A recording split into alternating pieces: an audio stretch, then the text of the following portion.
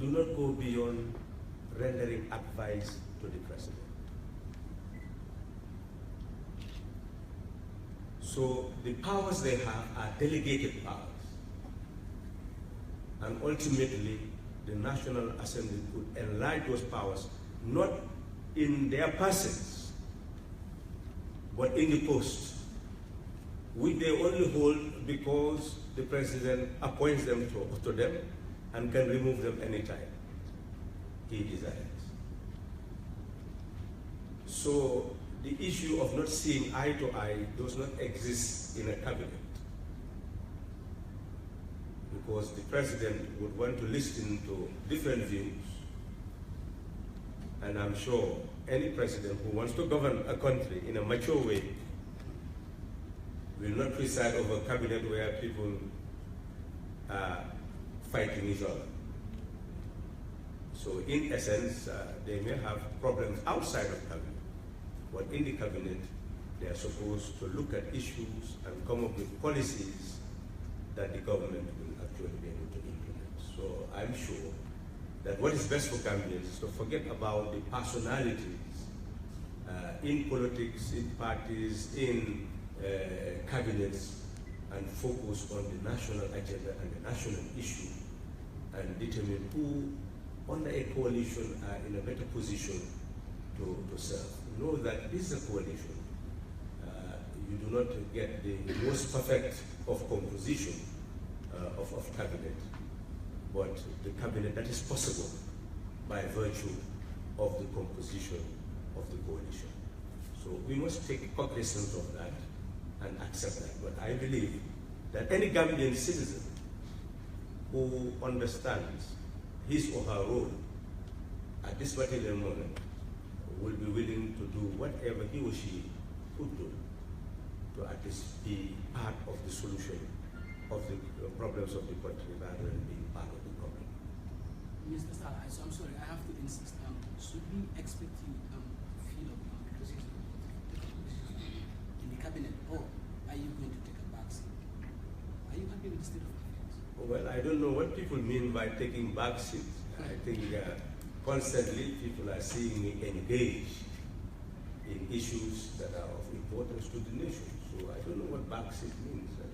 I also don't understand when people are saying, well, taking a country up to this period, and so the issue we're talking about advice to a president. Advice to a president. The president is a decision maker. It's not Halifa Sallah or any other person. It's the president who is the decision maker. You can influence the president through the media, through every method of ensuring that he gets ideas. And that's what is really significant. Now, your question is relevant, but I've answered it. I said, I will ultimately have a personal press conference of my own. And when I call a press conference, you can ask me any question, I'll be able to answer it. I'm saying as far as protecting the integrity of the presidency, this is what I'm trying to do, that know that that presidency is created by circumstances to manage a situation.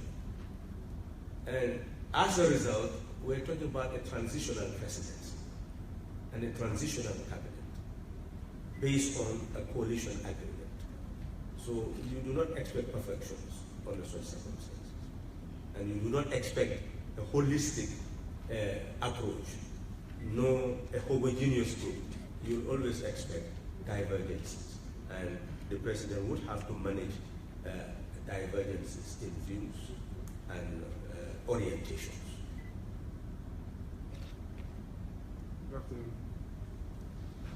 Good afternoon. My name is Louis Mendy from West Coast Radio.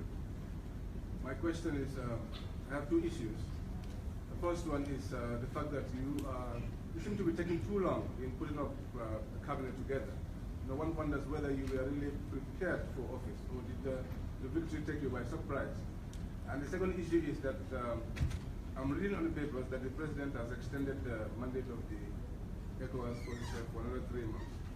I'm just worried that if the situation continues and if our soldiers are, given a back seat and made not to feel that importance, maybe that is a potential threat ultimately in the near future. I wonder how you are managing these issues. Thank you. Well, cabinet formation, if it is going to be inclusive, I think cabinet is the easiest thing to form. You just wake up in the morning and rely on your dream of the person you and say, okay, let me make you cabinet ministers. That's very easy. I don't think any president will have any difficulty in forging a cabinet in a day by just listening to the influences around you and say, put this person there, and you just wake up and put everybody that you wish in a particular place. I think what we should now do is to appreciate that the person who is the sole authority who should appoint the cabinet is at least engaged in consultation, in thinking and rethinking. I believe that is safe for the country as we are at the moment. Already first cabinet appointments had provoked so much criticisms and rancor in so many corners. But that is understood because they are politically based appointments, even if you do include the issue of competence and professionalism. But here, what is the left? He has declared that he wants to feel by purely relying on professionalism and experience. I think that should be appreciated. Unless you are criticizing that, and we can tell him that, well, people say forget about all that and just appoint them so that they will know that the posts are filled. I don't think that's what the advice you would want us to give. So secondly is the issue of the economic forces. I believe we all know what happened here. And you know that the president himself was sworn in Gambian territory outside of Gambia. So we were really dealing with a war situation. And when other forces intervene in support of an elected government, well, clearly it takes time to work things through. But I'm sure there is collaboration between the security forces in the Gambia and those who came in. And unless we know of friction, which we should know of and should be competent to handle, then one would say that they are working amicably, and then the time given is a time frame which could even be shortened. It's a question of simply looking at the situation and knowing whether he, the president, is comfortable for them to leave and then for business to be as usual. I believe it's a question of judgment. And maybe if you are head of state, you may not make the judgment that he's making or anybody else, but he is the commander-in-chief of the armed forces of the Gambia. That is his judgment at the moment. It could be criticized if you feel that it needs to be criticized. And if you wish to give recommendations, you can give as citizens and use the media so that he will be able to listen to the opinions and make better judgment. That's what governance is all about. Ultimately, you must take a stand. But before taking a stand, you should listen to all stakeholders who are sovereign and who own the country. And I'm sure that these issues will feature in the National Assembly for discussion, so that at least all these agreements will ultimately be ratified.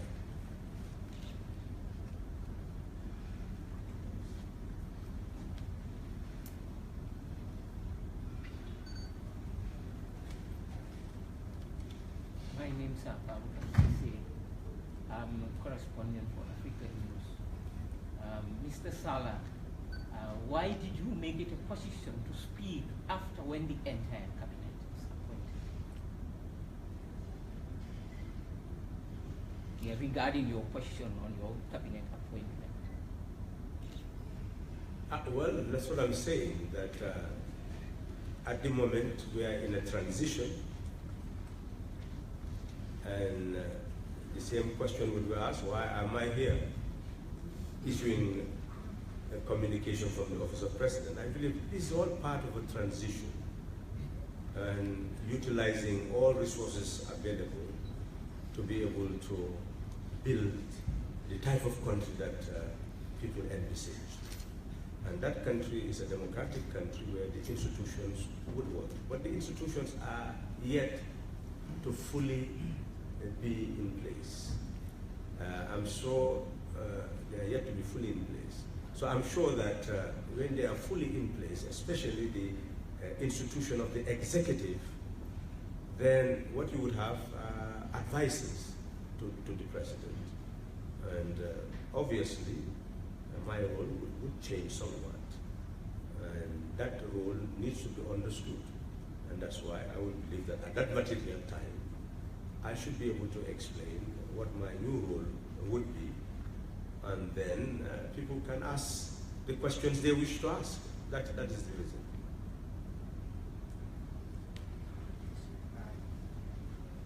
In short, my role has not changed, my advisory role has not changed. Everything as it was in the beginning, that's how it is until now.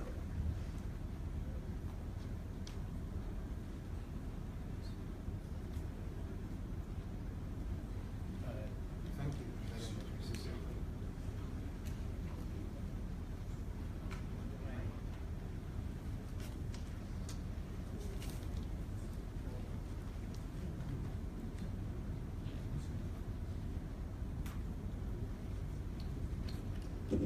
Thank you very much. I am Mustafa Nawai, Live for Trucking News Agency.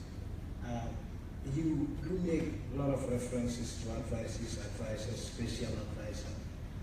Would I be right if my reading into this is that a position such as special advisor to the president has been created and probably Sallah is that person? Well, we can speculate. But when it happens, I'm sure it will be announced. I know for a fact that the president has the objective of not only relying on cabinet, but will also be relying on advices from outside the cabinet to be able to run a government. That I know for sure. Now, what those positions would be and who would occupy them, that is yet to come.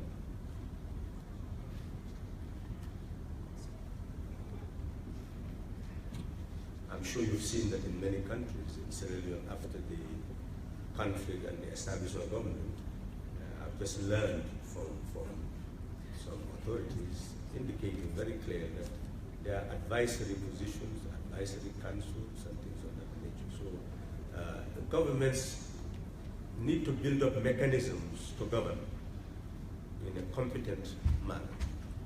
And I'm sure that any president who wishes to run a country in a proper manner would acquiesce to such mechanisms. Follow up, please. Just a follow-up. When your government, one of the campaign promises of this government is that there is going to be a rule of law. They call it New Gambia, start of a new system of governance after quote-unquote 2 decades of dictatorship. But some of the initial actions of the current administration, of which you are a part, the appointment of the VP, the renaming of the NIA, some of the decisions were very good in terms of quite a best and appears to be contradictory with the Constitution. There are a lot of words with regards to within the Gambians online and even in the public space about some breach of constitutionality. Should this worry continue? Are we making another dictator? Well, I believe that the fact that the media is relatively free, and you've heard these views expressed from all quarters, indicate very clearly that there will be a difference in this instance. What must be borne in mind is that the executive, the president, is the decision maker. I hope that is clear, that executive power is vested in the president. And he may consult, he may not consult to make a decision. He may consult from certain people and get information, and from another and get another information. So that is why, under the Constitution, Section 74 says that cabinet is responsible to the National Assembly for any advice given to the president. Which means that once you have the National Assembly functioning, these are the things they will scrutinize. They can check the executive to ensure that it does what is constitutional. So the executive can have no power to do wrong when the institutions function. They will say, no, that is, I think you've seen it in America with the president putting certain things and having certain election manifestos. But clearly when it comes to governing, you are impossible, you find that impossible to do by virtue of the fact that the institutions are working. And that is why Gambians should put the National Assembly to the fore of the governance process. Because it is that National Assembly that can check abuse of constitutions, abuse of power. They have power to remove heads of states for unconstitutional behavior, etc. So in essence, really, it is important to understand that you cannot continue to do wrong if the institutions work. And I'm sure the president does not want to do wrong. But here and there, this is a transition. This is a president trying to grapple with what rule of law means. It means you must understand the law and act in accordance with that law. And the law is bulky. It is wide. It has intricacies. So that's why you would need advice, and I'm sure you know now that there is an Attorney General and Minister of Justice who is the principal legal advisor of the government. That was absent up till now. And maybe as of now, the president would not be seeking much legal advice from any other quarters, but will start with the Attorney General and Minister of Justice. Good afternoon. My name is Bagari Fadi. I'm the current affairs correspondent of Capital FM Radio. Mr. Sallah, the rating of the coalition government is falling like a stone among the well-informed young people of this country because of the following reasons. One, the cabinet, they said, is not inclusive, and it's not inclusive with regards to young people. Number two, the vice president's appointment is in contravention to the 1990 Constitution. The president promised to produce a birth certificate still now becomes the birth certificate. And the third one is the president also, through an executive order, changed the name of the national, the NIA, and then for SIS without following the due procedure that's needed, because this is enshrined in the Constitution. An act of parliament should be able to recognize that. Aside that, we often hear in public opinion, there are a lot of information spreading out in regards to his work. President Barrow to be inaugurated again, 18 February 2017. 18 February always, as we know, is a day that has been set aside by the Independence Act as the Day of Independence. Are we to celebrate independence on 18 February, or would it be another inauguration of another? Thank you. Well, we start with the last one. 18 February is Independence Day. So that does not change. Will it be celebrated? Well, that's for the government to make a pronouncement on. But I don't know what the inauguration committee would say about that. Well, we'll take your question back to them, and I'm sure tomorrow you'll get the answers. Whether they're doing it in parallel or in concert, we'll know by tomorrow. And I believe it's a matter of celebration of what should have happened on the 19th. I believe that is the agenda on the 4th. Now, the issue of the Constitution, I believe that's already addressed. A press release was issued yesterday has it not been, I think the press release is already issued, indicating that as a declaration of intention rather than an act that has happened. So I believe what you've said has been remedied in terms of the NIA.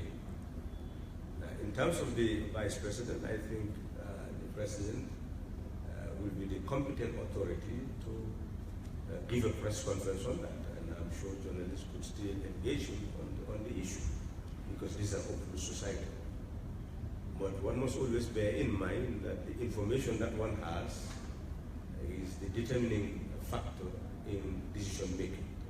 So it is important that the issue be dealt with, candidly dealt with, in a manner that it should be dealt with. And I'm sure that if he holds a press conference and you ask the question, I'm sure you'll get the answers that he has. He is the authority in terms of appointment of Vice President. Now, you've mentioned, I believe those are the key issues that you've mentioned.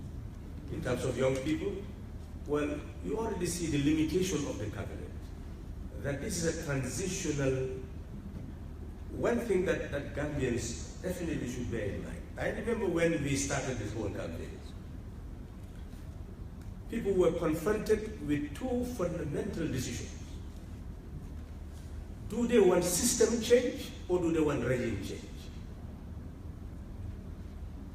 Regime change is you focus on the person who is governing and say, this person should not be governing us. By all means, let him go. And you care less about the replacement. System change is you are concerned with the outcome. And you focus on programs, policies, etc. that are put before you, and you make a decision on the basis of that.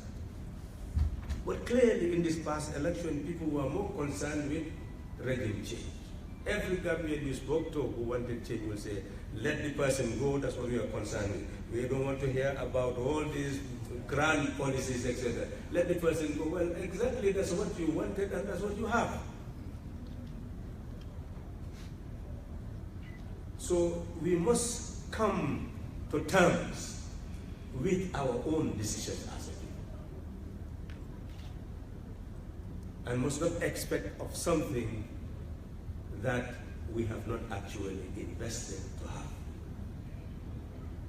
So what we should be concerned with now is that now that we have a regime change, how do we better it to move towards creating a better system? So that's the only thing that we can achieve under the circumstances. It's a transitional mechanism. Coalition is a transitional instrument to be able to ensure that we have change. Now we have a transitional mechanism where there are so many stakeholders when the person you've elected is not entirely free to sit down and say, this is how I want to form a cabinet. And therefore all the balances, gender, age, and all, will be there intact to happen. Maybe coalition partners could have strategized and come together and have that agenda, but that's not how it is. It's parties occupying a certain post and then leaving those people to give advice to the president. Okay, my second and last question. Now, the coalition comprises of more than one political party. It is important to note that each and every one of these independent parties had hoped to acquire the presidency at some point, leading to my question, which is it likely or possible for the coalition to be dissolved or for any independent party that's a part of it to be pulled out within the period of President Barrow's first mandate? Or should this be considered an impossibility? Well, we do not expect a crisis, but you can never dismiss crisis. But you don't expect it, so if there is no crisis, you expect the current composition will continue until his term expires or he adheres to a 3-year mandate with constitutional amendments to make that possible.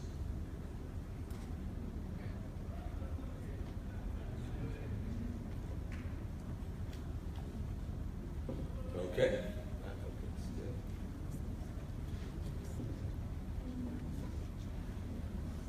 Good afternoon. My name is Annette from Chiwisafan. My question is, looking at the ministers we have that are appointed, most of them are appointed with two goals: to treat. For example, using sports together, which has two different components and targets actually the same age group, but different aspects of society. And we have Lawyer Dabo with the governments abroad and foreign affairs, and the list goes on: trade, integral regional, something like this. What is the issue behind it? Can every institution be institutionalized? Why do we have to put them together? Well, the answer is simple: money, money, money. Which means that ministries must have budgets, ministers must be remunerated, those who work under the ministries must be remunerated. So this is, in some instances, why they usually reduce the number of ministries by combining them. So what, of course, is the reality for this government is that it is not the creator of the ministries. It has inherited them. Because in December, the Constitution requires the Minister of Finance to take the estimates to the National Assembly 1 month before the end of the financial year. So within the period of 14 days, you will see the budget being looked at, approved, and then ultimately being transformed into a law. So in essence, really, what you now have, what's called the appropriation of the government, is already a creation. It comes in this estimates. It's already there. So all the ministries are identified there, and the budget for them identified what is approved, and that is what is to be implemented. Now, if the president wants to review that, they would have to do so by coming up with another supplementary appropriation. But then you look at the money. Is the money available to be able to run those ministries? I think, but still, all of you would have every